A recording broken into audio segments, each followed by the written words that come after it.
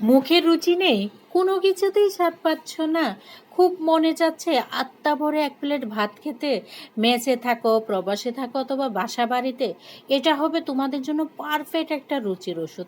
চলো তোমাদের রুচির ওষুধটা বানিয়ে দেখাচ্ছি। প্রথমে ফ্রাই প্যানটা গরম করে তার মধ্যে রসুন, এরকম রসুন ফালিগুলা নিয়ে নিলাম, তারপর কালো জিরা, তারপরে তোমার ঝাল অনুযায়ী তুমি যতটুকু ঝাল পছন্দ করো ততটুকু শুকনা মরিচটা নিয়ে নিবে।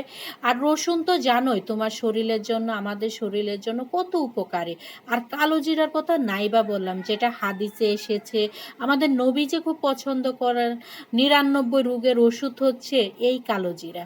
আর এই কালো জিরা যদি তুমি খেতে পারো তাহলে তো শরীরের জন্য অনেক উপকারী।